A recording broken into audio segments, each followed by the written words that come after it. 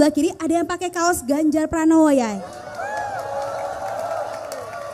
Kita undang ke depan ya Yai. Mas bersedia nanya? Oke.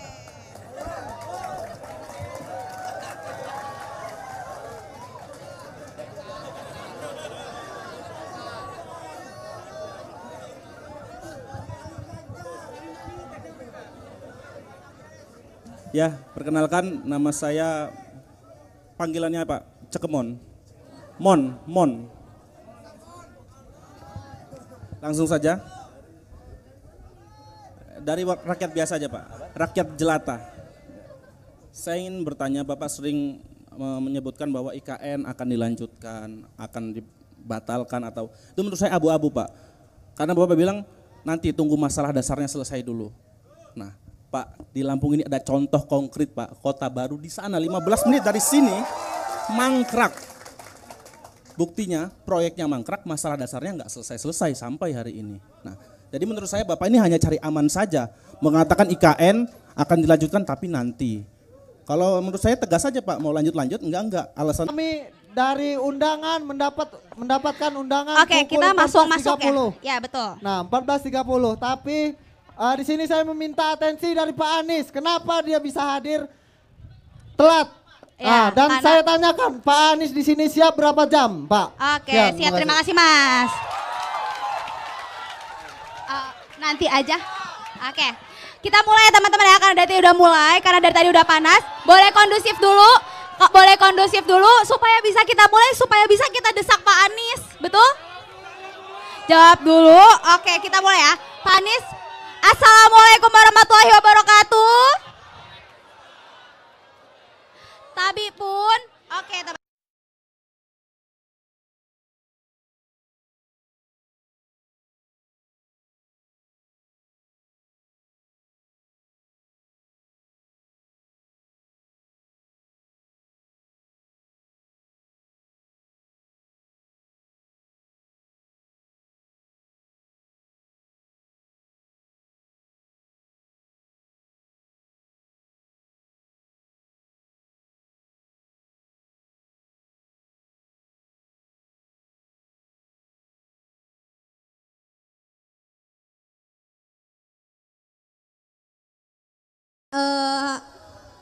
Gimana perjalanannya Bapak? Capek ya? Perjalanannya tidak lancar.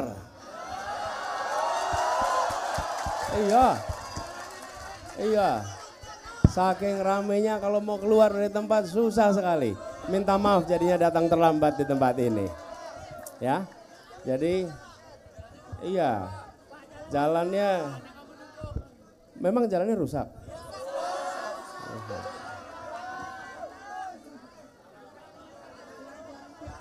Oke, udah bisa kita mulai. Sudah terjawab ya, karena tadi di perjalanannya sulit. Oke, terjawab ya.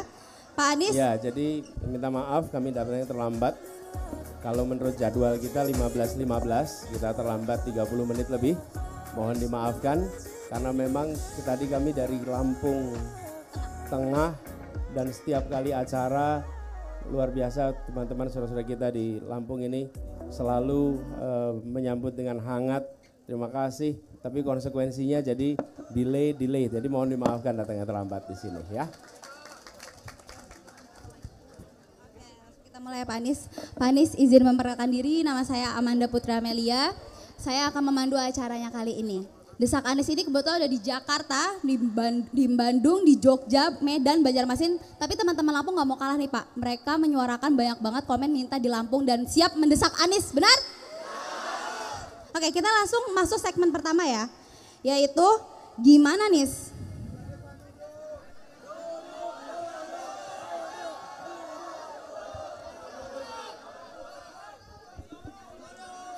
Oke teman-teman, boleh kondusif dulu, kita boleh memang ramai tapi tetap harus kondusif ya, sepakat ya? Tepuk tangan dulu, sepakat? Oke. Sebagai informasi tambahan, Bapak Anies Baswedan mendapat gelar adat sebagai Tuan Penata Negara di Pemerintahan Kabupaten Tulang Bawang Barat berdasarkan rekomendasi Pepung Adat Marga 4 Kabupaten Tulang Bawang Barat pada tanggal 29 April 2022 atas kontribusinya memajukan tulang bawang barat dengan mengirimkan pengajar muda Indonesia mengajar sejak tahun 2010. Kita tepuk tangan dulu apresiasi kepada prestasi Pak Anies.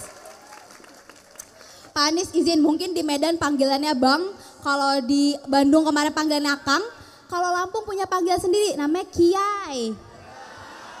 Betul, sepakat? Oke, kita ke depannya panggil. Kalau Kiai laki perempuan sama? Kalau laki-laki Kiai, kalau perempuan Atu. Oke, sepakat. Aku izin manggil, apa harus dipanggil Mas Anies? Kiai aja. Kiai aja. Oke, siap. Sepakat ya kita panggil Kiai ya. Oke, langsung masuk ke pertanyaan segmen pertama. Gimana Nis?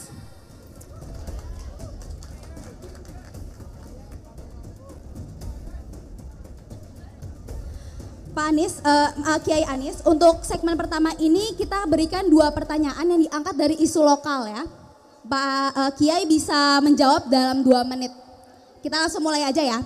Pertanyaan pertama. Kiai Anies, ini langsung aku bacain dulu, nanti baru ke segmen keempat dibacakan teman-teman langsung. Kiai Anies masih ingat gak tentang kasus yang sempat viral karena ada yang mengkritik tentang Lampung, khususnya terkait jalanan Lampung yang selalu rusak. Kalau berdasarkan data BPS, Lampung peringkat 3 provinsi dengan jalanan rusak berat terbanyak di Indonesia, Kiai. Padahal kita tahu bahwa jalan adalah infrastruktur yang penting untuk mobilisasi ekonomi di Lampung. Di Lampung itu sektor unggulannya perkebunan seperti kopi, robusta, lada hitam, kakao, dan lain-lainnya. Gimana nih solusi yang Kiai Anies tawarkan agar pertumbuhan ekonomi di Lampung tidak mengorbankan infrastruktur umum seperti jalan raya? Boleh dijawab dalam 2 menit? Ya, makasih. Saya buka data yang nunjukin persentase jalan rusak di sini. Jadi, teman-teman sekalian, terima kasih soal transportasi yang tadi ditanyakan. Kita memang harus memberikan porsi yang cukup. Jangan hanya membangun jalan berbayar, tapi melupakan jalan tak berbayar yang ada di seluruh Indonesia. Oke? Karena itulah, saya tadi makanya langsung lihat datanya. Di Indonesia ini, 52% lebih jalan daerah dalam kondisi buruk. Hari ini, 52%. Dan saya dengar di Lampung tadi ya, termasuk nomor 3 dari seluruh Indonesia. Ya, itulah sebabnya mengapa kami berorientasi ke depan itu bukan hanya meneruskan program jalan berbayar, yang itu hanya untuk kendaraan roda 4 ke atas, sementara yang pada punya motor nggak bisa menikmati jalan berbayar, tapi kami justru ingin membangun moda transportasi alternatif yang kita sudah miliki. Kenapa tadi kita ngomong tentang kereta api?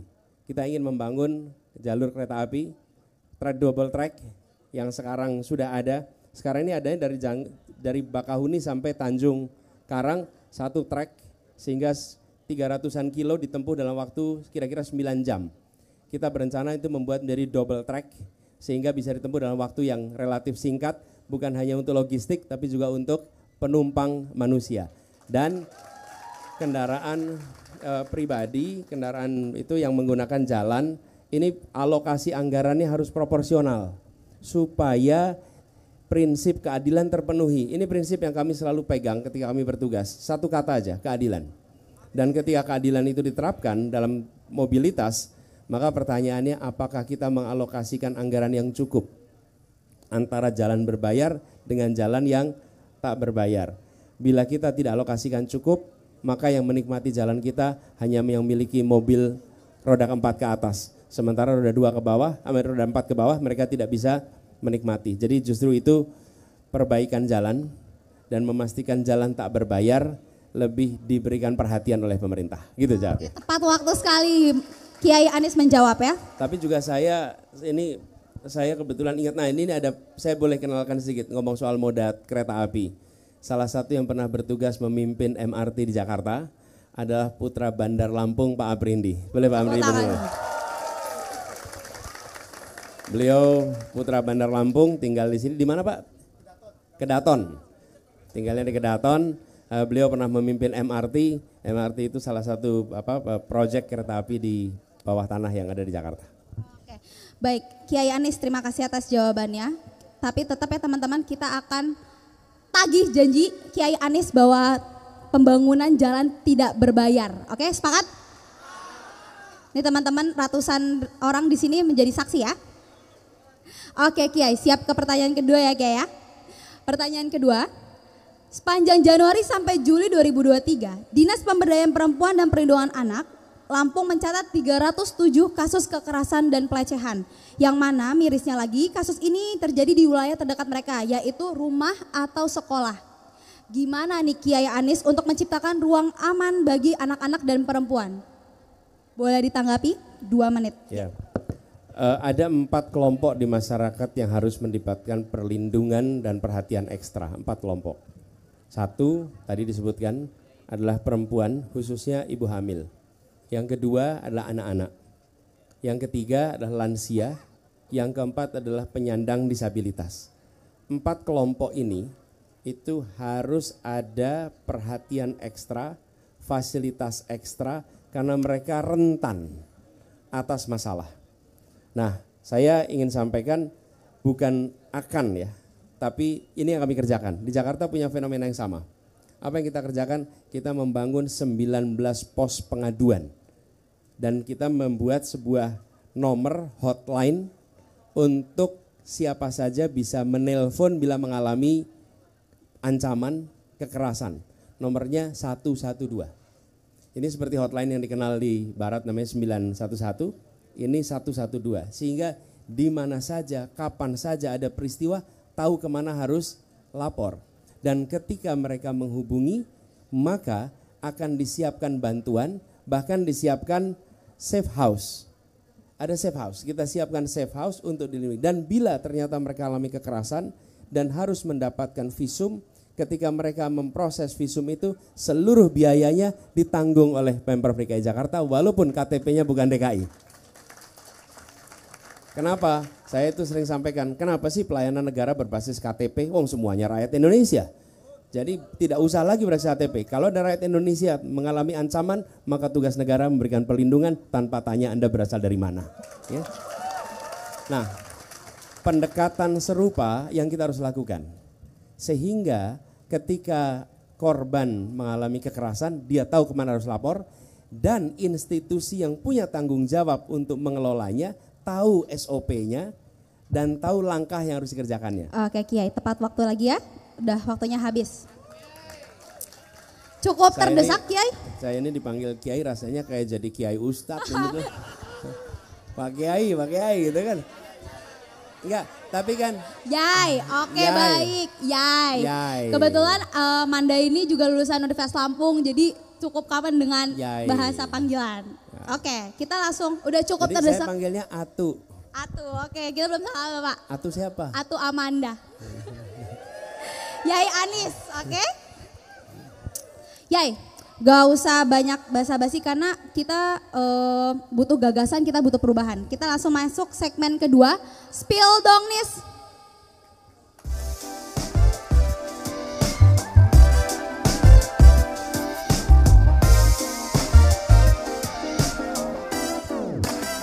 Oke, Yai. Untuk informasi segmen kedua ini kita kumpulin pertanyaan-pertanyaan yang masuk, ribuan pertanyaan masuk dari media sosial. Yang pertama, Yai. Bapak selalu bilang akan membuat pendidikan tinggi menjadi lebih terjangkau. Emang caranya seperti apa, Pak? Buktinya apa? Oke, boleh ditanggapi ya, Anies? Ini banyak yang masih mahasiswa ya di sini. Banyak mahasiswa. Ya. Ya, jadi gini, nomor 1, cara pandang pemerintahnya diubah. Jangan memandang pendidikan dan biaya pendidikan, pengeluaran pendidikan itu sebagai biaya. Pandang itu sebagai investasi, nomor 1. Terus yang kedua, jangan pandang pendidikan sebagai sebuah industri. Kalau pendidikan dipandang sebagai industri, maka kita akan mendorong industrialisasi pendidikan tinggi. Dan bila itu dikerjakan, maka kita akan memandang mahasiswa sebagai konsumen jasa pendidikan. Dan apa yang terjadi? Nanti mahasiswa yang menjadi konsumen jasa pendidikan, kemudian hari dia akan menjajakan ilmu pengetahuan kepada orang-orang yang mau membayarkan paling mahal atas ilmu yang dimilikinya. Oke? Yang terjadi kemudian itu komersialisasi yang menempel dalam pikiran anak muda.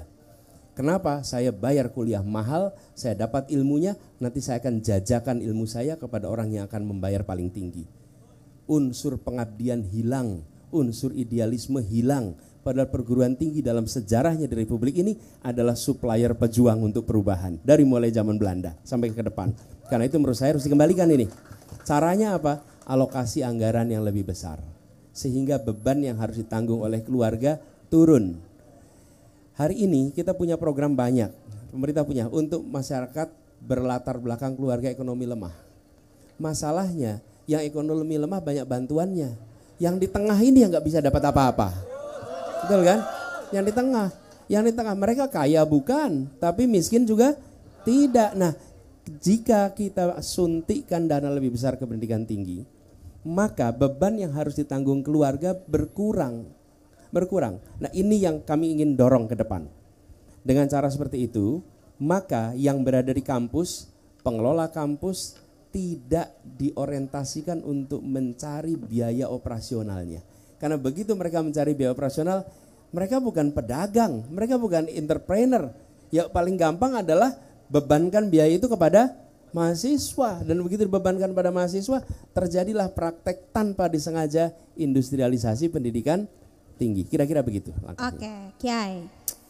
Emang ya, Yai Anies ini terkenal kata-katanya manis, Yai, katanya. Balihonya aja yang nggak ada. Tapi Yai, banyak baliho tanpa gagasan sama aja omdo. Bener gak? Sepakat.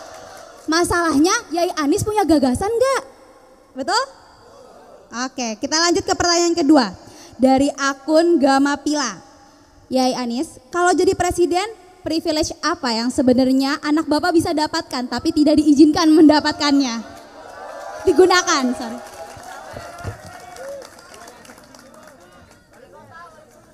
Yang jelas nggak jadi caleg gitu kan? Nggak, gini. Kalau janji tentang besok itu kan baru akan ya. Bagi yang mengatakan bebas mengatakan apa saja, yang mendengar juga nggak bisa membantah. Jadi saya mau ceritakan saja. Saya pernah bertugas sebagai Menteri Pendidikan dan Kebudayaan dan anak saya berada di sekolah. Berada di sekolah itu artinya di bawah bidang Kementerian Pendidikan dan Kebudayaan. Tidak pernah sedikit pun saya terlibat di dalam urusan anak-anak saya di sekolah untuk urusan apapun.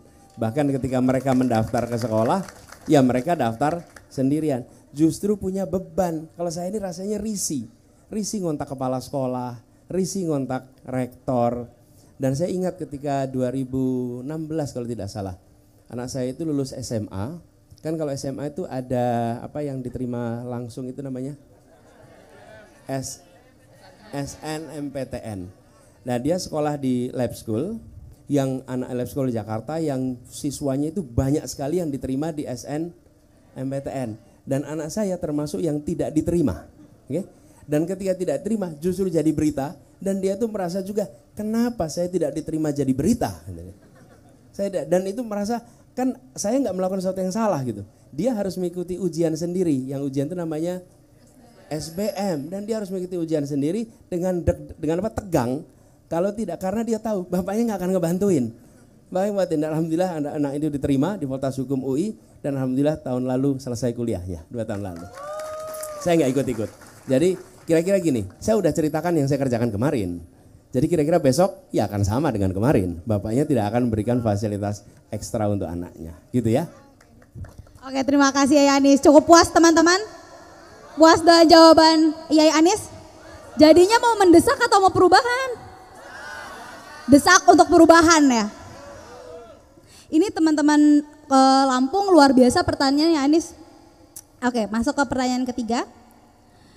Pengen masuk PNS agar hidup stabil, tapi ketika saya cek gaji PNS timpang banget antara yang Kemen Sultan versus Kemen Jelata.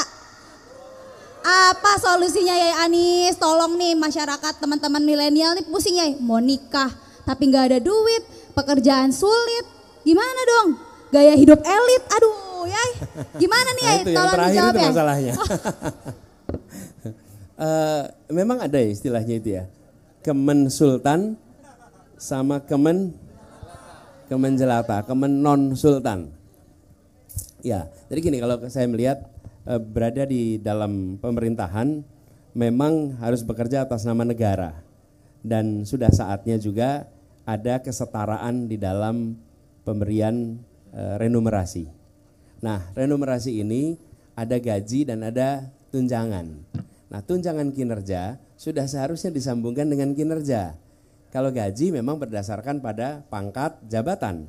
Tapi kalau tunjangan kinerja, tukin, kalau di daerah namanya TKD, itu tidak boleh sesuatu yang dianggap sebagai hak begitu saja. Dia hak yang diberikan bila ada kinerja. Nah, menurut hemat saya, ke depan tukin ini yang bisa ditingkatkan dengan ada ukuran kinerja bagi ASN. Dengan cara begitu, maka publik merasakan manfaatnya dan bagi ASN mendapatkan kesejahteraan yang lebih baik dan antar kementerian disetarakan. Jangan ada yang sultan dan non-sultan lagi.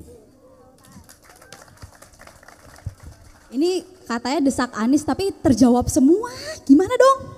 Itu dari Lampung tadi? Ini dari teman-teman, pertanyaan teman-teman dari Lampung. Jadi kita kolek, Sosmed. masuk 1000 lebih komen. Ini salah satu kita filter yang ini. Oke, masuk ke pertanyaan yang keempat ya, Yai Anies.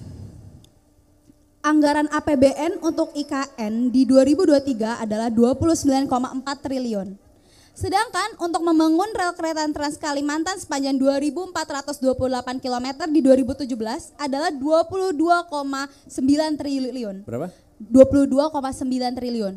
Nah, menurut Yai Anies, gimana ini lebih Itu baik yang mana, Yai? Trans Trans Kalimantan. Trans Kalimantan sepanjang 2.428 km. 2428 km. Gimana nih, Yai? Ya, ini sebenarnya yang sering saya ungkapkan. Sebenarnya bukan soal kita punya ibu kota baru atau tidak, tapi timingnya. Di saat kita masih punya kebutuhan-kebutuhan mendesak yang penting dan anggaran kita masih kurang, maka mengalokasikan anggaran untuk membuat sebuah kota baru yang akan dipakai oleh penyelenggara negara, bukan dipakai oleh rakyat kebanyakan. Yang akan di situ penyelenggara negara. Menurut hemat kami, anggaran lebih baik dipakai untuk hal-hal yang beri manfaat bagi orang banyak. Kalau anggaran yang sama, saya malah kaget ini, saya baru lihat 29 triliun untuk tahun 2023, kalau membangun kereta berapa tadi? 22,9 triliun. Itu untuk berapa kilo? 2.400 km dibangun jalur kereta Kalimantan antar kota-kota. Menurut saya itu lebih besar manfaatnya bagi rakyat di Kalimantan. Lebih besar manfaatnya. Jadi ini bukan soal bangga kita punya kota baru, bukan. Uang ini mau dipakai untuk siapa? Yang nanti akan merasakan uangnya. Begitu ada jalur kereta api. Hari ini seperti contoh ya. Kalau Anda tinggal di Pontianak, terus mau pergi ke Banjarmasin, itu satu sama-sama di Kalimantan tuh. Harus kemana dulu? Jakarta dulu. Dari Jakarta terus ke Banjarmasin atau ke Surabaya Banjarmasin. Contoh lagi, kalau Anda di Balikpapan mau ke Palangkaraya harus lewat mana? Surabaya atau Jakarta. Jadi semuanya harus ke Jawa dulu. Apa sulitnya membangun transportasi umum yang bisa menyambungkan kota-kota itu daripada kita menghabiskan di satu titik sebuah kota, gitu menurut saya. Oke, Yai. Tapi kita nih butuh presiden, Yai, bukan penyair. Emang jago ya merangkai kata-katanya, bahkan waktunya belum habis udah terjawab selesai. Ya sepakat? Butuh presiden? Betul, bukan butuh pujangga, bukan butuh penyair? Oke, dari tadi kita Pak Yai Anies sudah terdesak. Tambahin dikit boleh nggak? Apa tuh, Yai? Lebih baik daripada ditanya apa-apa dan diam terus.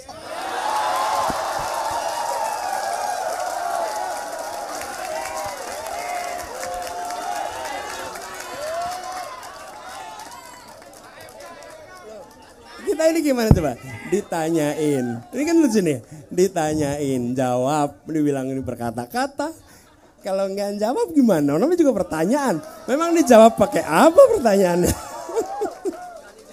Jadi kalau nggak dijawab salah, kalau dijawab dibilang bermain kata-kata, bilang itu argumen kok gitu, argumen. Tapi dibalik itu semua lebih baik menerima pertanyaan dan dijawab daripada banyak pertanyaan dan tak pernah berkata-kata.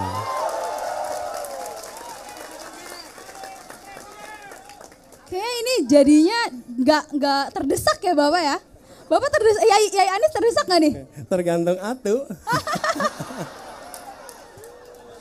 Yai, untuk konsep Desak Anies kali ini lumayan beda ya. Kita di tengah-tengah sawah sekarang. Biasanya kita di dalam ruangan sempit ya.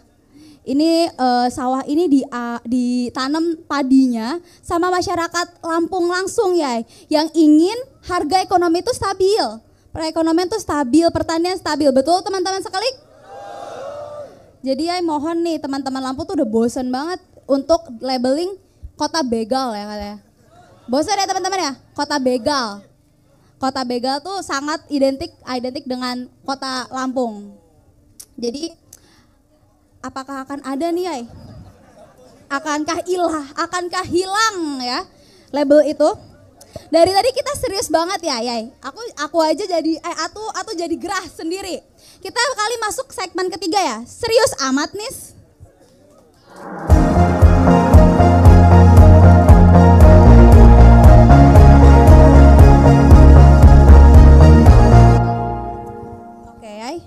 Oh, haus, mulai terdesak kayak teman-teman. Padahal kita masuk ke yang asik-asik dulu nih.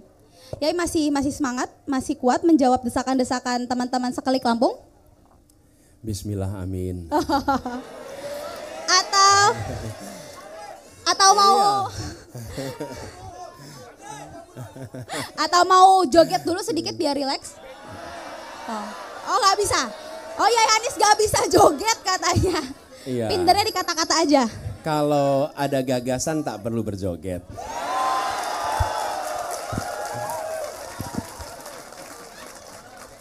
Berat ya, jadinya atuh yang terdesak ini. Aduh. Oke Yai, aku izin berdiri ya. Mungkin Yai kalau duduk capek gak apa-apa. Ini kita yang bercanda-canda dulu ya teman-teman ya. Tapi tetap ini dikolek dari teman-teman Lampung Yai. Pertanyaan pertama, anak muda ini perlu hiburan. Tapi kenapa tiket konser mahal banget ya? Apalagi kalau ada artis di luar negeri. Gimana ya biar konser murah ya? Semangat sekali.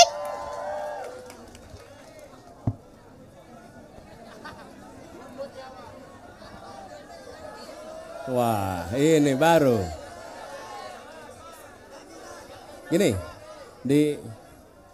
kita harus bikin lebih banyak tempat untuk konser, lebih banyak.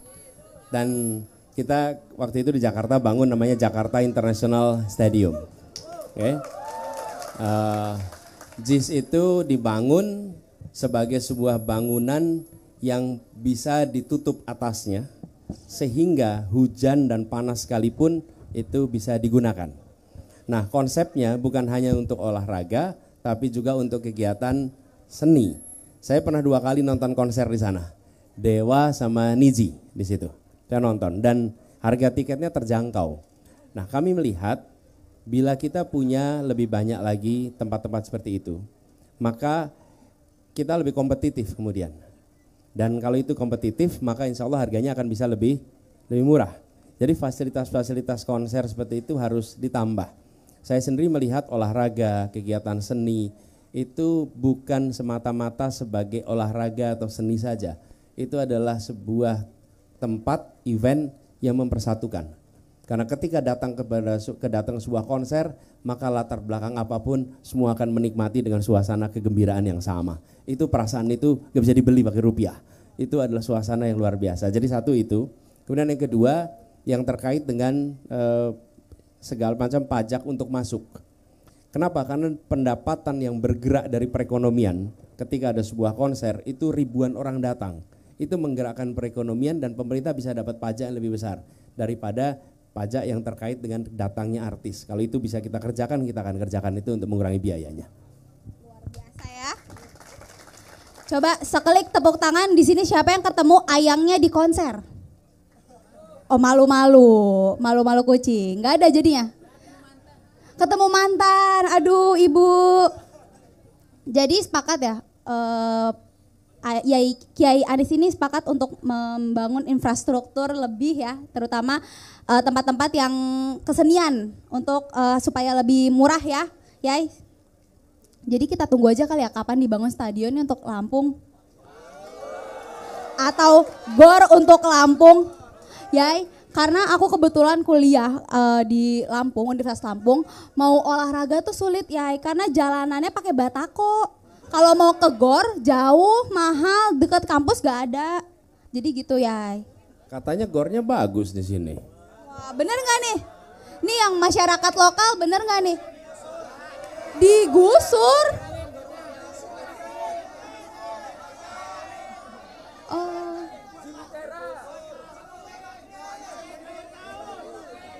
Jadi sepakat ya, Sekelik Lampung sepakat untuk pembangunan gor atau stadion?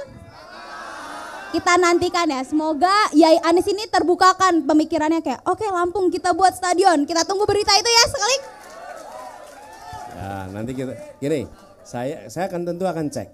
Tapi saya tidak mau memberikan janji yang kita belum lakukan kelayakan studinya. Betul kan? Disclaimer ya, ini nggak ada janji ya. Betul, kadang-kadang kita gini, pokoknya sampaikan dulu, tepuk tangan soal nanti pelaksanaan nomor kedua. Tidak, pelaksanaan nomor satu, janji juga nomor satu. Ini disclaimer bukan janji Yai Anies, cuman kita berdoa untuk pembangunan Lampung Stadion, oke? Amin. Jadi setiap kali ada harapan, amin aja dulu. Oke. Iya, amin aja dulu. Lanjut Yai Anies. Mudah-mudahan nanti punya stadion yang bagus. Amin. Bisa buat konser. Harganya murah. Oke, lanjut ke pertanyaan kedua nih, seru ya jadinya, jadi happy pembawaan yang gak terdesak ini, aduh. Pak Anies, kita ini udah ngerjain tugas sampai malam, kurang tidur. Ada nggak ya program untuk bantu anak-anak muda kayak kita dapetin skincare terjangkau? Kita juga mau glowing Pak Anies.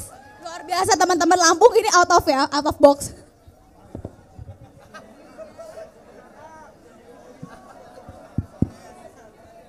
Atau biasanya pakai apa? Air wudhu Yai.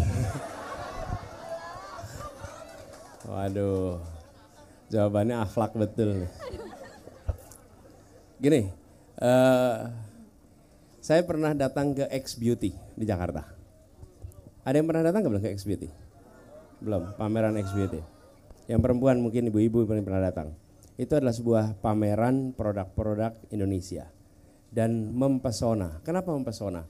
Karena muncul brand-brand lokal yang memiliki kualitas setara dengan brand internasional, tapi harganya jauh lebih murah. Jauh lebih murah. Karena itu saya menganjurkan kepada semua, jangan hanya melihat made in Indonesia. Made in Indonesia bisa saja. Nike itu made in Indonesia, Adidas made in Indonesia. Masalahnya dia bukan brand of Indonesia. Bukan brand Indonesia. Sehingga dia sesungguhnya brand luar diproduksi di dalam negeri. Yang kita harus dorong adalah brand of Indonesia bisa menjadi tuan rumah di negeri kita sendiri. Nah, ini saya ingin sampaikan buat teman-teman. Jadi yang memerlukan skincare, saya anjurkan gunakan brand Indonesia. Harganya adalah harga yang sangat ekonomis dan tidak kalah dengan produk-produk internasional. Produk luar itu menang tenar. Menang tenar. Kalau udah lihat hasilnya kurang lebih. Dan pada akhirnya kalau pengalaman kami lihat ya, istri saya beli, anak saya beli, terus mereka pakai. Terus sesudah mereka pakai apa yang terjadi? Mereka kemudian menggunakan produk-produk lokal itu seterusnya. Kenapa? Karena mereka merasakan itu jauh lebih murah dan kualitasnya sama. Kan kalau ditanya, mau nggak pakai yang murah tapi kualitasnya rendah? Enggak. Kalau kualitasnya turun, mereka nggak akan pakai. Tapi karena kualitasnya bagus. Jadi buat yang apa tadi kecapean gitu. Kita kan begadang ya, break out ya cewek-cewek perempuan ya. Belum lagi kalau belanjanya kosmetik yang brand of Indonesia. Oke, tepuk tangan.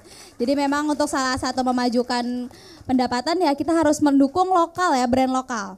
Ini karena memang asik-asikan, ini lebih lucu lagi nih Yai. Pertanyaan terakhir nih dari segmen ketiga. Yai, Pak Anies ada BPJS untuk hewan peliharaan kayak kucing gak ya? Tapi memang benar di Lampung ini banyak banget kucing Yai. Ini lucu nih teman-teman, Lampung patut diapresiasi banget. Kalau gitu nanti saya di rumah punya 4 kucing, daftarin BPJS semua tuh nanti 4-4-nya.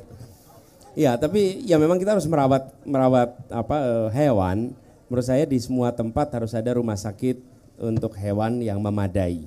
Kami mengalami 3 minggu lalu kami punya kucing, satu kucing namanya Lego. Lego itu kakinya 3. kaki 3 bukan karena lahir, tapi ketika masih kecil ada yang menyiksa sehingga kakinya itu rusak, sehingga harus diamputasi. Lalu kami adopsi, tinggal bersama kami. Nah, kira-kira 3 mingguan yang lalu dia berkelahi dengan kucing tetangga. Dan ketika berkelahi dengan kucing tetangga itu pulang sudah berdarah-darah. Dan darahnya banyak sekali.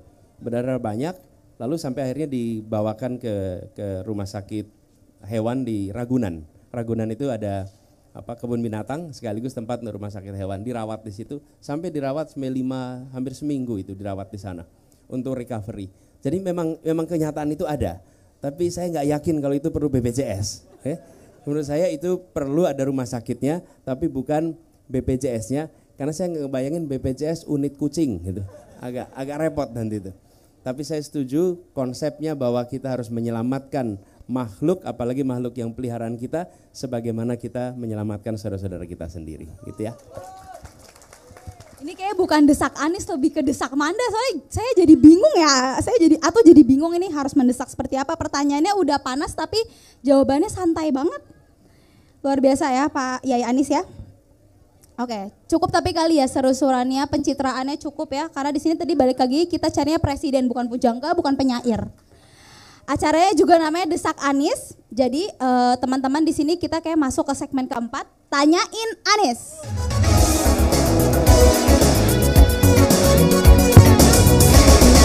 Oke, ini aku izin berdiri ya. Ini benar-benar segmen yang paling ditunggu-tunggu oleh semua umat nih. Aku ingatkan lagi untuk 1 menit 1 orang, kalau memang melebihi aku izin cut ya. Oke, panitia aku mohon dibantu untuk pilih orang-orangnya ya. Nanti aku takutnya ini. Dalam hitungan 1 yang ketiga ya. Mungkin aku bagi segmen dulu gini ya. Satu itu ya. Dari sini dulu. Aku dalam hitungan 1 ketiga ya. 1, turun dulu. Biar kayak BBM turun harganya ya. Amin. Oke, dalam hitungan 1 ketiga. 1. Mana nih panitia, boleh dibantu? Ini kali ya. Cek. Boleh maju ke depan nih. Oke, 1 menit dari sekarang ya, kita bisa lihat di monitor. Izin Yai Anies. Saya Yan Barusar dari Lampung Demokrasi Studies. Yang ingin saya tanyakan pertama itu terkait dengan Lampung ini mayoritas petani Pak Anies. Tapi hampir setiap generasi yang masyarakat itu tidak pernah merasakan kesejahteraannya. Nah, bagaimana sistem yang akan Pak Anies bangun ke depan kalau Bapak jadi presiden untuk menciptakan kestabilan harga agar kemudian para petani bisa mendapatkan kepastian setiap hasil buminya akan dijual. Karena kan setiap hasil bumi naik atau tinggi maka kemudian harganya turun. Hukum ekonominya kan begitu. Kalau barangnya sedikit maka harganya naik. Nah, itu kan akibatnya setiap tahun pendapatan para petani kopi, padi, lada dan lain-lain itu sama saja. Jadi kesenjangan sosial itu tetap terus dirasakan oleh para petani khususnya di Lampung. Begitu Pak Anies. Terima kasih. Yan Barusal Pak. Panggilannya Cur. CUR.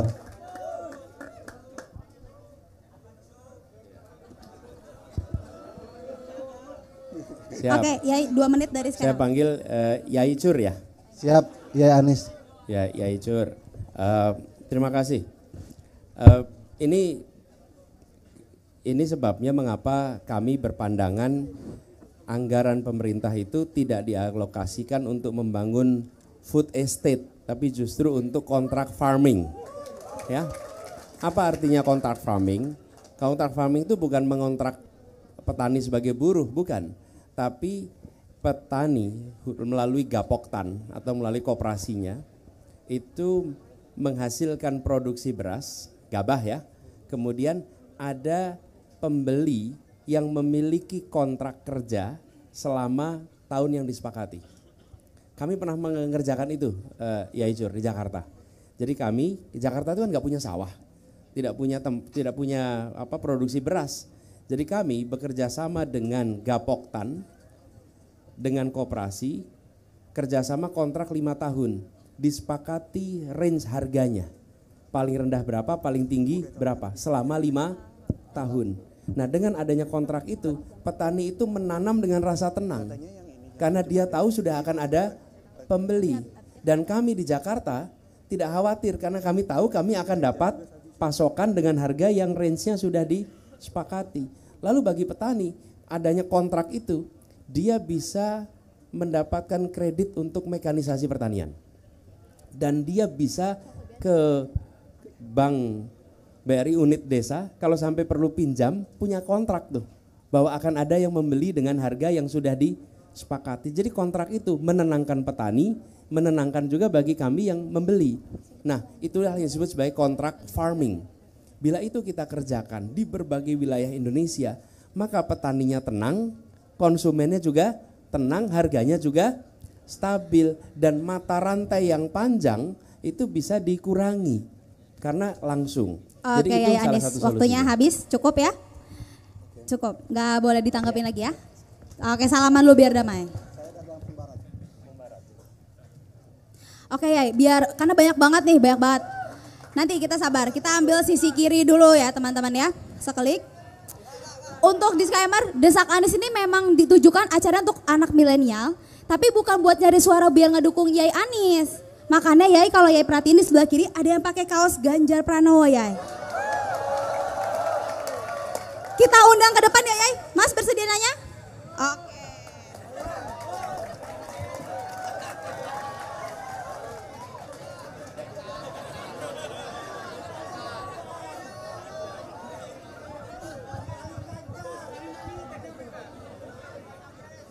Ya, perkenalkan nama saya, panggilannya Pak Cekemon.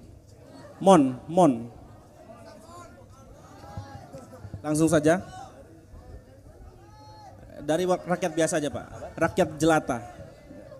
Saya ingin bertanya, Bapak sering menyebutkan bahwa IKN akan dilanjutkan, akan dibatalkan atau itu menurut saya abu-abu Pak. Karena Bapak bilang nanti tunggu masalah dasarnya selesai dulu.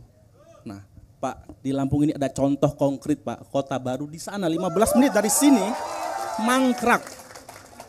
Buktinya proyeknya mangkrak, masalah dasarnya nggak selesai-selesai sampai hari ini. Nah, jadi menurut saya Bapak ini hanya cari aman saja, mengatakan IKN akan dilanjutkan tapi nanti. Kalau menurut saya tegas saja Pak, mau lanjut-lanjut enggak. Alasannya bahwa udah diundang-undangkan harus dilanjutkan, tapi kapan? Masalahnya kita nanti pasti ada masalah lagi. Masalah dasar di Indonesia pasti selalu ada. Jadi IKN itu kira-kira bakal dilanjutkan atau tidak Pak? Nah, yang kedua Pak, kita tahu semua paslon ingin menang satu putaran. Tapi apabila Pak Anies nanti gagal lanjut ke putaran kedua atau kalah langsung di putaran pertama, kira-kira bakal mendukung ke 02, 03 atau malah oposisi saja? Kira-kira aja Pak, pendapat pribadi. Kalau partai kita nggak tahu ya. Ya itu saja, terima kasih.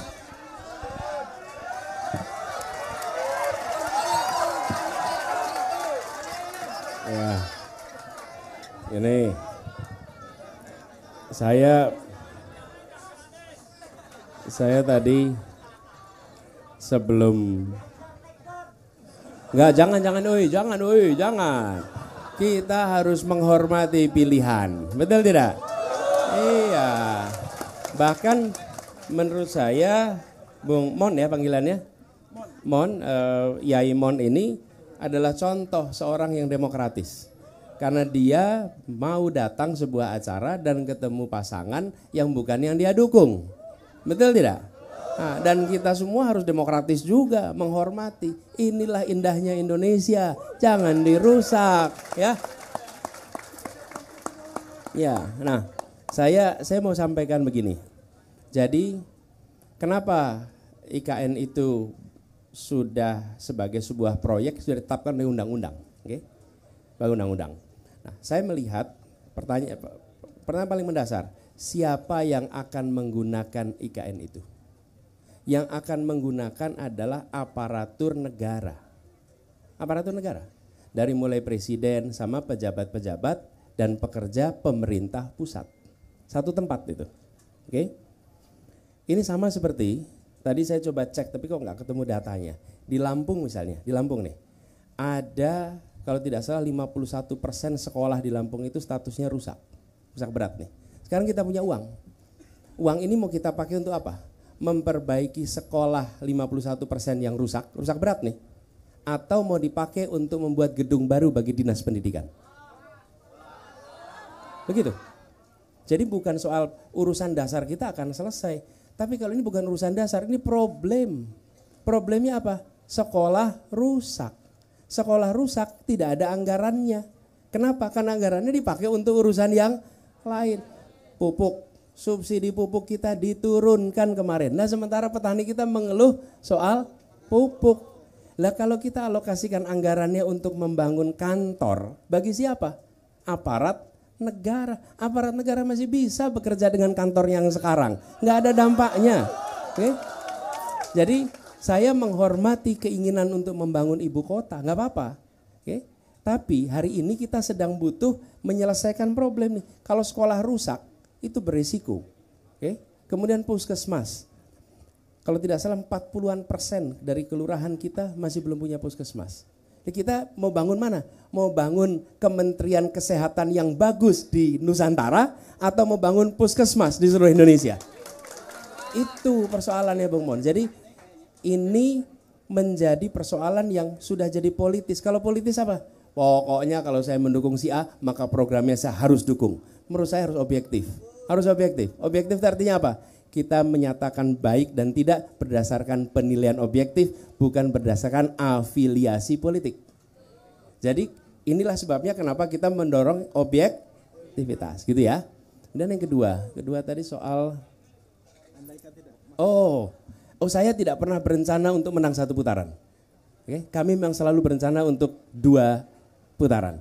Dan insya Allah kita masuk ke putaran kedua.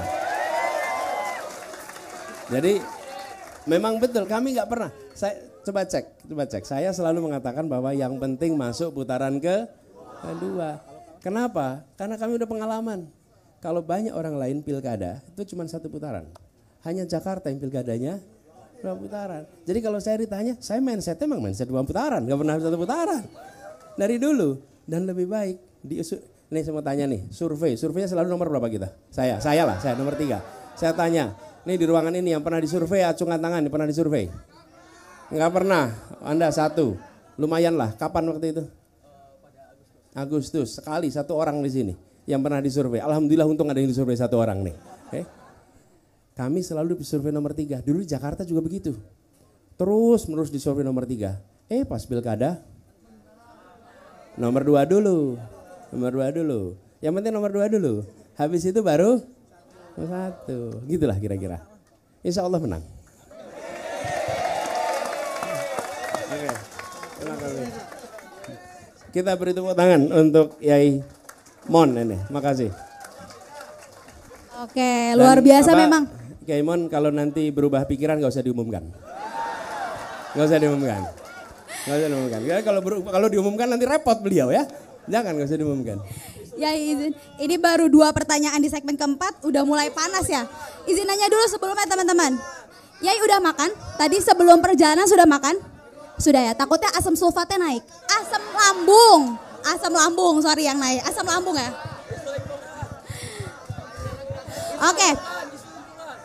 Oke, dari tadi kayak udah ya Rosana. Aku mau ke depan nih. Boleh kondusif dulu, tangan di bawah semua. Dalam kondisi dulu, tangan di bawah semua. Hitungan 1 yang ketiga. 1. Tangan di bawah dulu. 1. Tangan di bawah dulu. 1.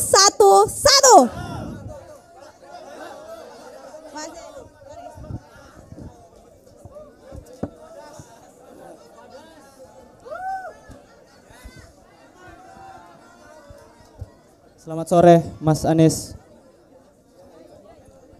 Yai Anies. Oke, saya mulai pertanyaannya. Perkenalkan Mas, saya Rio dari Dewan Rakyat Lampung. Dewan Rakyat Lampung itu adalah organisasi rakyat independen yang tidak berafiliasi pada partai apapun, tidak menjadi underbow partai politik manapun. Nah hari ini sebelum saya bertanya, saya sampaikan dulu pada tahun 1998 Dewan Rakyat Lampung merebut lahan yang dimiliki perusahaan selebar 43.000 hektar dan dibagikan kepada masyarakat Lampung sebanyak 2 hektar per 1 KK. Dan hal itu yang merupakan mestinya menjadi tanggung jawab negara yang diatur dalam Undang-Undang Pokok Agraria. Kalau Bapak tahu, di Undang-Undang Pokok Agraria itu diatur bahwa negara punya kewajiban memberikan tanah kepada orang miskin yang tidak memiliki tanah seluas 2 hektar. Nah, tapi satu-satunya undang-undang yang berpihak pada rakyat kecil, berpihak pada masyarakat miskin itu tidak pernah direalisasikan secara maksimal oleh pemerintah. Kenapa kemudian masyarakat Lampung di Dewan Rakyat Lampung memilih untuk merebut? Karena apa? Karena pemerintah gagal dan tidak pernah menjalankan tanggung jawabnya, yaitu melakukan ataupun merealisasikan Undang-Undang Pokok Agraria. Dan pertanyaannya simpel. Apakah Pak Anies berani melaksanakan dan merealisasikan Undang-Undang Pokok Agraria? Itu pertama. Dan kalaupun berani, apakah strategi ataupun mekanisme yang Bapak lakukan untuk menerapkan ataupun merealisasikan mekanisme untuk menerapkan Undang-Undang Pokok Agraria? Nah, mungkin itu terakhir. Terakhir sebelum Bapak menjawab, saya minta tolong, walaupun ini forum politis, saya minta tolong jawaban yang diberikan, karena saya mewakili 40.000 anggota kami yang tersebar dari 6 kabupaten besar di Lampung. Artinya jawaban Bapak itu ditunggu oleh 40.000 lebih masyarakat yang ada di Dewan Rakyat Lampung. Jadi saya minta, saya tidak butuh jawaban yang politis, saya tidak butuh jawaban yang normatif. Jawaban Bapak akan kami catat dan kami tuntut. Saya minta pertanggungjawabannya ketika Bapak jadi. Terima kasih. Hidup rakyat!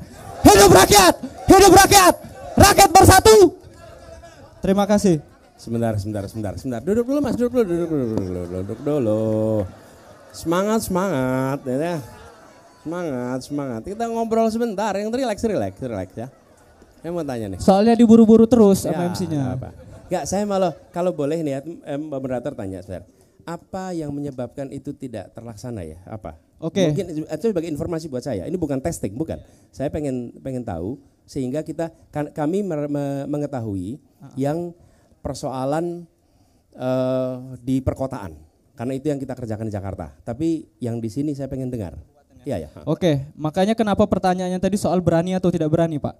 Karena problem agraria, kenapa itu tidak pernah terrealisasikan? Yang menjadi lawan dari rakyat itu bukan orang lain, tapi justru pemerintah itu sendiri, kekuasaan itu sendiri, yang disebut atau yang kita kenal dengan mafia tanah. Itu lawan sesungguhnya. Kenapa Undang-Undang Pokok Agraria itu tidak pernah terrealisasikan?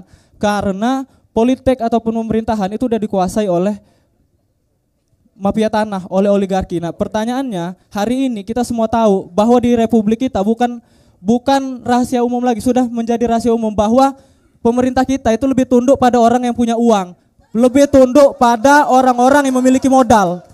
Nah, ini yang menjadi lawan berat. Artinya kalau Bapak berani menerapkan Undang-Undang Pokok Agraria, Bapak bertentangan dengan pengusaha-pengusaha seperti Tommy Winata dan kawan-kawan. Nah, pertanyaan lanjutannya, saya kasih contoh langsungnya Pak. Walaupun di Lampung walaupun ada di Lampung, tapi datanya nanti kita kasih. Misal di Rempang kemarin, di mana posisi pemerintah saat 7.000 lebih masyarakat itu harus digusur dari tanah yang tempat dia lahir, tempat dia hidup, tempat dia menggantungkan hidup. Pemerintah tidak ada, pemerintah justru berpihak pada Tommy Winata dan perusahaannya. Di Lampung, di tanah register 40. Iya. Penyebabnya itu. Enggak, ini harus detail, Pak. Kenapa? Karena kalau dia tidak detail, nanti jawabannya jadi politis lagi. Anda sedang berpolitik juga sekarang. Cuman tidak pakai partai. Bukan. Politik dan politis kita bedakan. Politik sebagai cara, politis itu sikap. Nah, ini kita bedakan dulu. Anda bukan politisi, tapi Anda sedang berpolitik. Iya, gitu. Saya tidak menyangkal bahwa saya sedang berpolitik, tapi saya tidak politis, itu dulu. Anda lagi politis banget, berjuang tuh rakyat tuh nggak politis. Iya. Gimana? Oke. Iya dong. Oke, gitu Pak. Jangan pernah malu untuk mengatakan ini perjuangan politik, karena sesungguhnya perjuangan politik. Udah cukup. Oke, silakan. Itu tadi Pak. Jawab, ya. Apa ya Pak ya? Ingat kan Gini, apa tadi kisi-kisinya? Saya ingin sampaikan. Kalau ya teman-teman nih. Tadi dibilang tuh, saya tidak berencana untuk memerangi pihak manapun. Saya berencana untuk menegakkan keadilan. saya berencana untuk menghadirkan keadilan. Jadi tidak dimulai dengan, oh saya harus memusuhi si A, saya harus memusuhi si B. Tidak, tapi berencana menegakkan keadilan. Dan itu juga yang dikerjakan di Jakarta. Jadi saya mau menyampaikan bahwa kalau soal berani atau tidak, siapapun bila dia melanggar hukum, bila dia justru merusak keadilan, maka dia harus dilawan. Dan saya beri contoh. Upah buruh di Jakarta. Upah buruh di Jakarta. Itu menurut aturan yang dibuat oleh Omnibus Law, kenaikannya hanya di bawah 1%. Rata-rata di Jakarta kenaikan upah buruh itu 8%. Saya sebagai gubernur, kalau kita mengikuti aturan ditetapkan oleh Omnibus, maka saya hanya memberikan kenaikan itu di bawah 1%. Apa yang dikerjakan? Kami membuat aturan di mana kenaikannya sesuai dengan yang ada selama ini. Itu berhadapan dengan semua korporasi di Jakarta. Oke? Tapi apa yang dikerjakan? Kami ingin menghadirkan rasa keadilan. Ini bukan soal melawan perusahaan atau tidak. Kita tidak perlu menjadi pembenci satu orang, dua orang. Tapi kita harus memperjuangkan keadilan. Nah, jadi dalam konteks itu, insya Allah kita akan tegakkan keadilan. Kita jalankan reform. Dan kami melakukan di Jakarta dengan gugus tugas.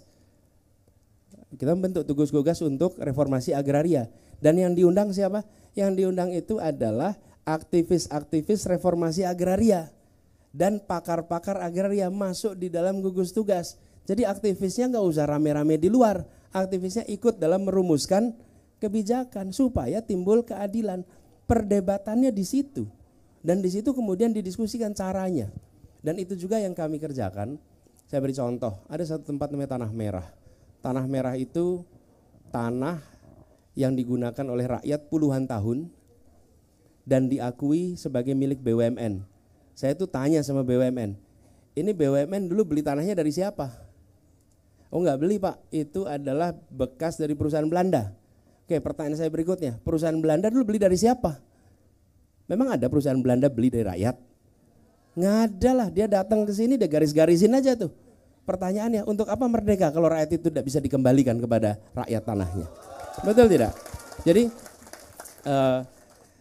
Bung Rio, filosofi kami itu keadilan dan tidak diungkapkan dalam kemarahan, tidak diungkapkan dengan kebencian, sehingga kita berbicara dengan siapapun itu tenang, termasuk dengan pengusaha. Ketika pengusaha itu ramai ketika kenaikan UMP, maka apa yang terjadi? Ya disampaikan, ini argumennya, ini mereka akhirnya apa? Ya bisa terima juga, kira-kira begitu. Ya. Nanggepin terakhir aja. Saya sepakat bahwa tidak ada yang perlu dimusuhi, tapi ini saya cuma menekankan soal keberpihakan. Bahkan Bapak Jokowi sebelum dia jadi juga, dia bilang bahwa dia berpihak pada orang kecil. Bahwa pemerintah sebelumnya juga bicara mereka mau menegakkan keadilan. Nah saya mau menegaskan Pak, menegakkan keadilan dengan merampas tanah rakyat itu adalah cara yang salah dan itu dilakukan bertahun-tahun oleh pemerintahan kita. Nah itu yang mau saya tegaskan. Kenapa dia pertanyaannya berani atau tidak berani? Bapak, makanya saya tuntut dengan tegas, Bapak berani atau tidak? Lawan yang sudah saya kasih tahu, ini soal keberpihakan Pak. Bapak berpihak pada rakyat kecil yang tidak punya tanah, pada kami-kami yang hidup sebagai petani, atau justru sama pihak korporat. Karena selama ini pemerintahan kita tidak pernah berpihak sama masyarakat kecil Pak. Padahal saat masa kampanye, saat masa-masa menjelang pilpres, mereka bilang kami berpihak pada masyarakat kecil. Kami ini melakukan merampas ataupun menggusur rempang itu untuk keadilan. Katanya mereka kayak gitu, sama aja. Ya, oke. Sekarang saya jawab ya. Mic-nya dikembaliin gak apa-apa. Gini, saya jawab. Ketika saya berjanji kepada warga, waktu itu saya menandatangani kontrak dengan warga. Kontrak itu saya tuntaskan. Bahkan warganya itu bilang, Pak Anies, dulu ada calon gubernur ke sini, tanda tangan kontrak, tapi belum selesai kontraknya sudah tidak lagi jadi gubernur. Oke? Jadi saya katakan, ini kontrak saya tanda tangani dan saya berkomitmen 5 tahun di Jakarta. Lalu komitmen itu saya jalani. Jadi jangan menilai saya berdasarkan perilaku orang lain. Okay? Jangan. Anda menilai saya berdasarkan perilaku saya. Perilaku saya di masa lalu di Jakarta. Karena itulah yang saya kerjakan. Jadi jangan kemudian menghukum seseorang akibat perbuatan orang lain. Tidak fair. Betul tidak? Mulailah adil dari diri Anda sendiri. Oke? Thank you. Oke. Terima kasih ya Mas ya. Aku tekanin sekali lagi, kita satu pertanyaan 1 menit karena luar biasa nih Pak. Mungkin ada 1000 lebih yang hadir di Desak Anies Lampung. Jadi kasih kesempatan buat teman-teman lain, mohon patuhi aturannya ya. Sekarang biar kita balance dari tadi, kiai-kiainya aja yang keluar. Aku mau atu-atunya nih, mana nih atu-atunya, keluarin gadingnya dong, oke? Dalam hitungan 1 yang ketiga ya, atu-atu mohon atu-atu. 1. Ini kayaknya atu yang pakai baju pink ceriwis ini. Silakan desak Pak Anies terus sampai kurus, oke? 1 menit 1 pertanyaan ya Kak ya, atu ya. Oke, langsung.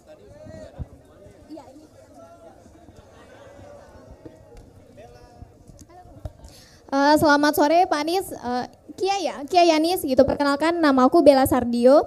Aku di sini sebagai karyawan salah satu di perusahaan media bernama Lampung G.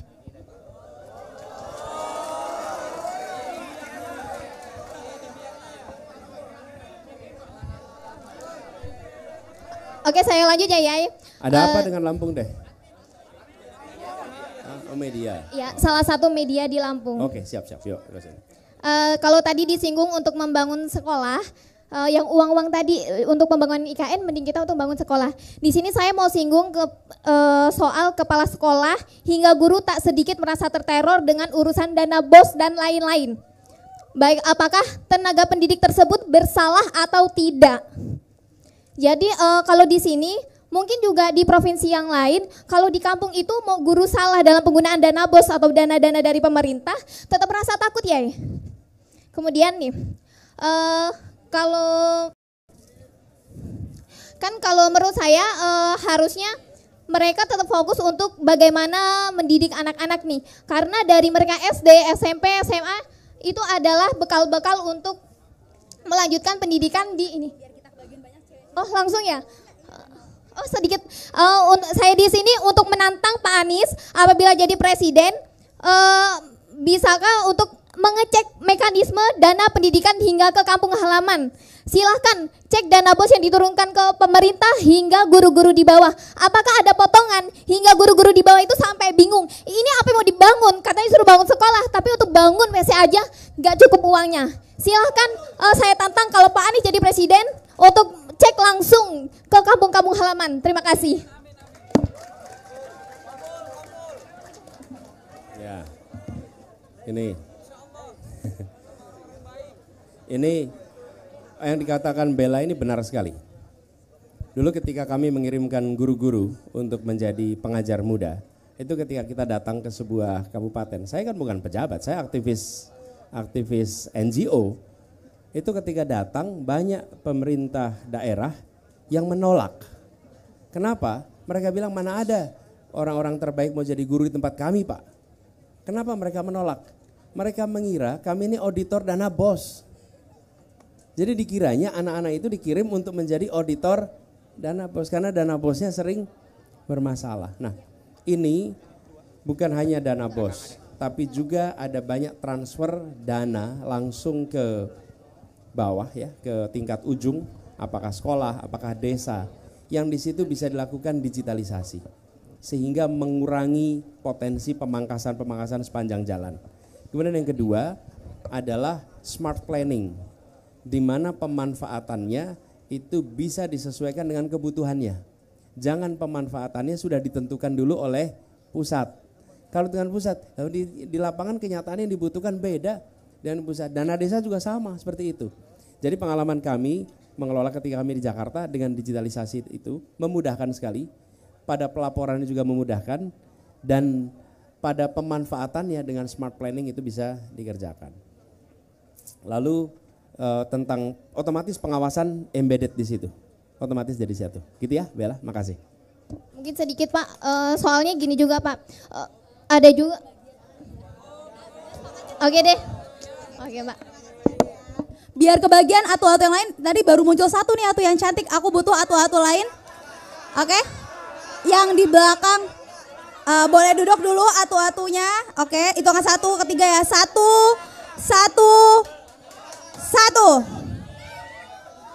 Oke, 1 menit ya, biar atu-atu yang lain biar kedapatan. Oke, makanya oke. Ayo atu boleh? Ya, oke. Atu 1 menit dari sekarang ya, mohon. Assalamualaikum warahmatullahi wabarakatuh. Hidup mahasiswa. Hidup mahasiswa. Hidup perempuan melawan. Hidup perempuan melawan. Sebelumnya, perkenalkan nama saya Ranti Hendriani. Saya mahasiswi dari kampus UIN Raden Intan Lampung.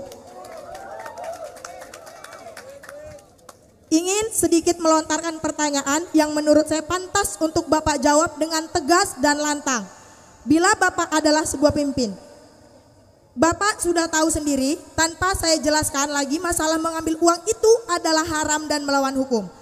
Saya sebagai mahasiswa hukum di UIN merasa muak dengan adanya pejabat di dalam kementerian atau kabinet kerja menjadi tersangka dalam kasus korupsi.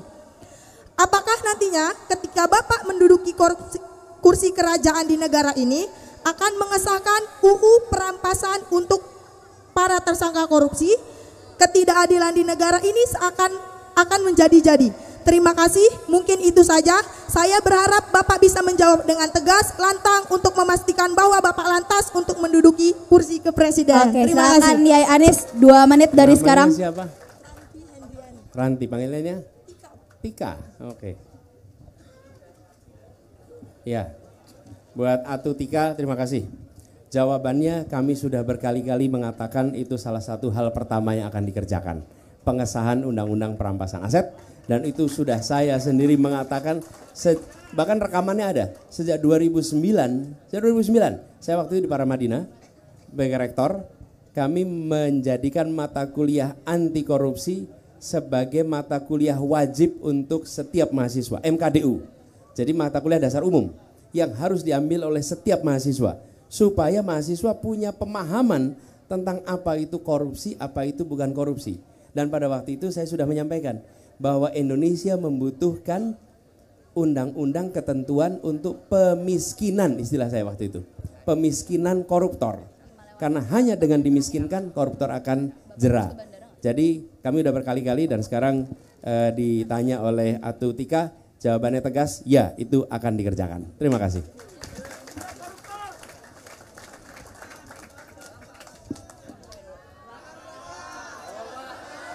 Oke. Tetap kita di belakang, nanti terabaikan ya, kita harus mengedepankan adil dan makmur. Atu-atu di belakang, tangannya di bawah dulu, kita cepat 1 menit dari sekarang ya. Oke. Hitungan 1 ke 3, untuk kaum milenial, atu-atu silahkan ya. 1, turun dulu tangannya di bawah, 1.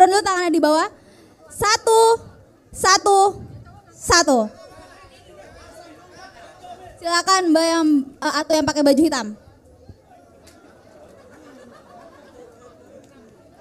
1 menit ya Atu ya, tolong 1 menit, silakan maju. Oke, terima kasih banyak Pak. Duduk sama Bapak. Oke. Terima kasih banyak Pak atas kesempatannya.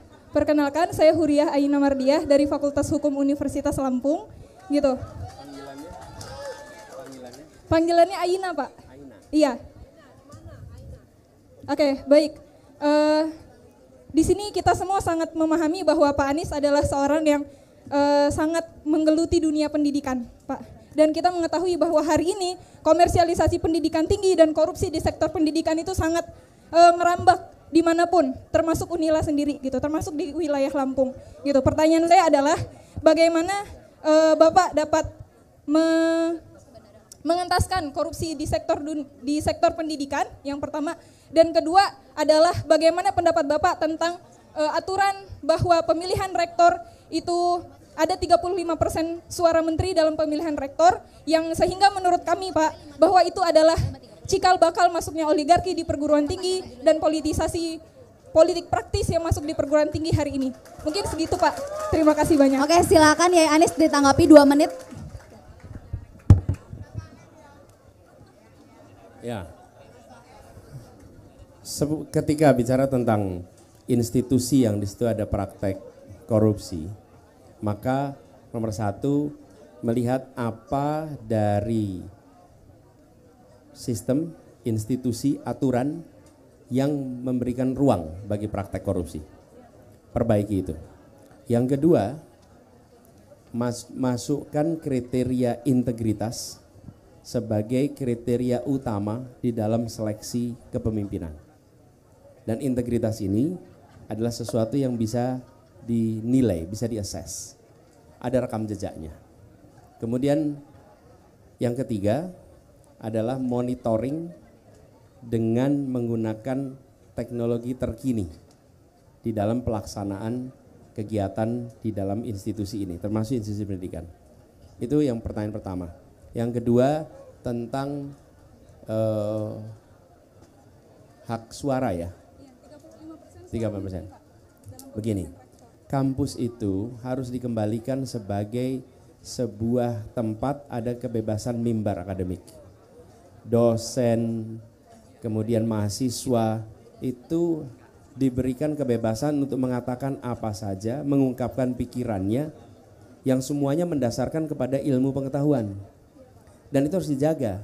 Salah satu menjaganya adalah ketika mereka menentukan kepemimpinannya, maka yang menentukan ya kampus sendiri, bukan pemerintah yang menentukan kepemimpinannya. Biarkan kampus.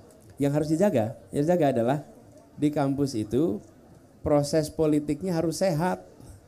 Jangan sampai di kampus proses politiknya tidak sehat, nggak sehat. Terus minta tolong ke pusat. Berantemnya di kampus, kompetisinya. Tapi minta tolongnya ke pusat, pakai tangan pusat. Dan pusat juga nggak usah dipakai tuh tangannya untuk ikut-ikut intervensi urusan politik kampus. Nah, di dalam kampus itu menurut kami harus jaga kebebasan akademiknya, mimbar akademik. Yang kedua, di dalam menentukan kepemimpinan, gunakan kriteria yang jelas. Kompetisi tanpa kriteria kalau di kampus itu akan merugikan. Dan harus diingat, pejabat di kampus itu sifatnya rotasional. Rotasional itu artinya apa? Setelah selesai jadi rektor, dia jadi dosen biasa. Jadi itu bukan tangga, itu rotasi. Karena sifatnya rotasi, dorong kompetensi, ada meritokrasi, dan tidak perlu ada intervensi dari pemerintah pusat. Oke, terima kasih. Karena keterbatasan waktu, kita pilih satu pertanyaan terakhir ya.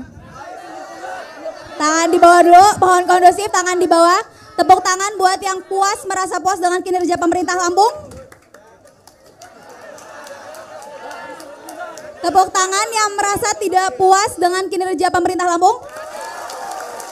Oke, aku akan pilih satu pertanyaan terakhir ya. Mungkin yang di belakang.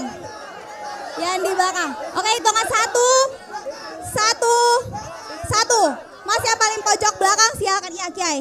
Oke, tapi 1 menit ya. 1 menit. Mohon 1 menit, iya. Yuk, dipercepat. Lari, cepat. Oke, silakan.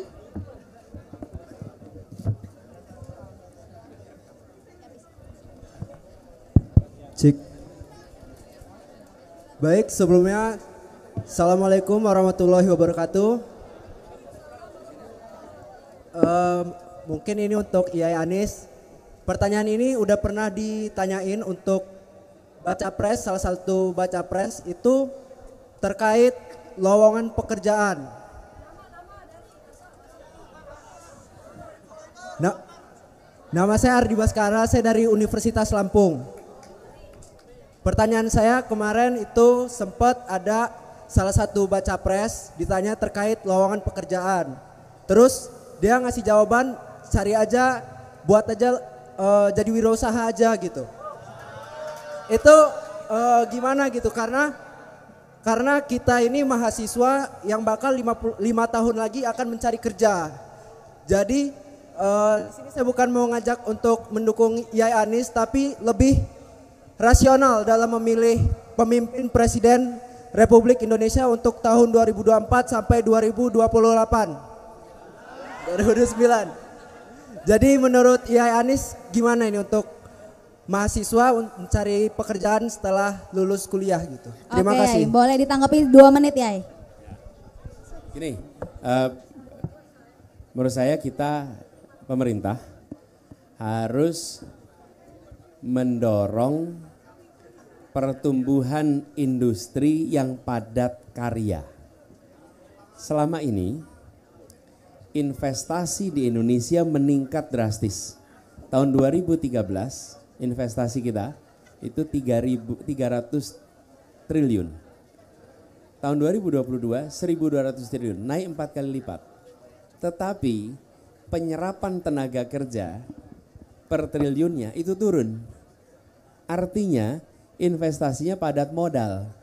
Kita butuhnya investasi yang padat karya. Nah, ini yang membuat selama ini kenapa kita menyaksikan pertumbuhan ekonominya tinggi, bukan tinggi, baik, kemudian investasi meningkat, tapi lapangan pekerjaan nggak nambah karena tidak padat karya. Nah, kita ingin untuk mendorong padat karya. Apa itu? Manufaktur, pertanian, perkebunan, peternakan, sektor-sektor itu penyerapannya bisa sampai 44%. Jadi kami melihat itu satu.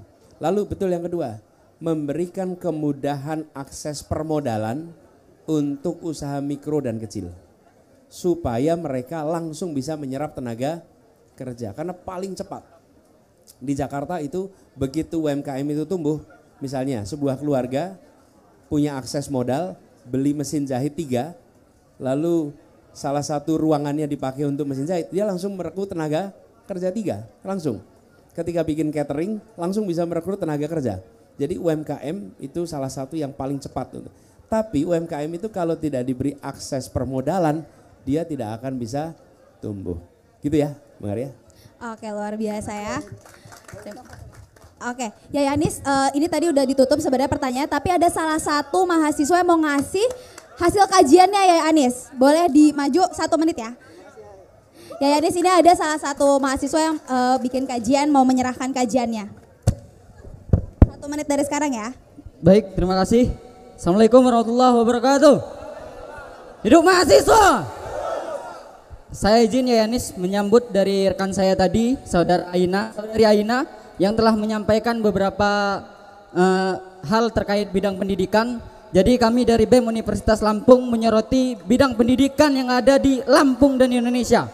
Hari ini kami memiliki draft kajian pendidikan Indonesia, reformasi pendidikan dasar, menengah dan tinggi, yang mana di sini dari akar sampai puncaknya ada beberapa hal yang kami soroti, terkhusus di bidang zonasi untuk pendidikan dasar menengah dan untuk 35% suara menteri terhadap pemilihan rektor, suara rektor terhadap pemilihan dekan, dan suara dekan terhadap pemilihan kajur. Maka ini harus dievaluasi dan kami menuntut dan mendesak Yai Anis untuk merealisasikan evaluasi kajian dari Permenristek Dikti nomor 19 tahun 2017 berkaitan dengan suara menteri 35%. Terima kasih. Karena ini membuat kampus menjadi semakin komersial dan kampus tidak mandiri. Terima kasih. Hidup mahasiswa.